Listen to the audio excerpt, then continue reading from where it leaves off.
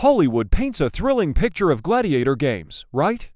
Huge arenas, roaring crowds, and epic duels to the death.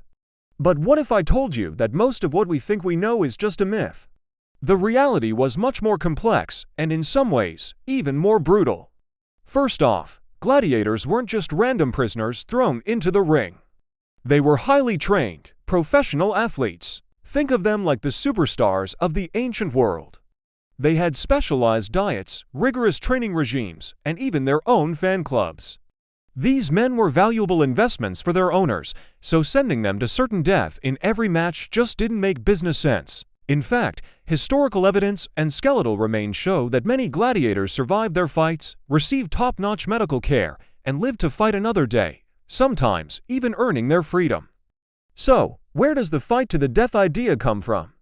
Well, death certainly happened, but it wasn't the default outcome.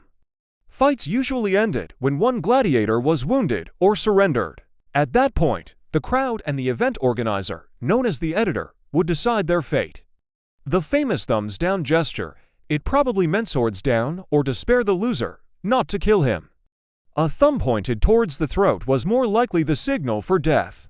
But again, killing an expensive gladiator was a huge financial loss for their owner. The truly brutal part of the games often happened before the main event. The morning shows, called venations, featured wild animal hunts where exotic beasts from across the empire were slaughtered. Then, during the midday break, came the noxi, public executions of criminals.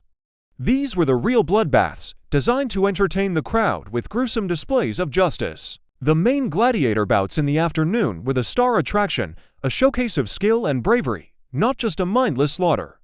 So, the next time you watch a movie about gladiators, remember the real story. These weren't just disposable figures.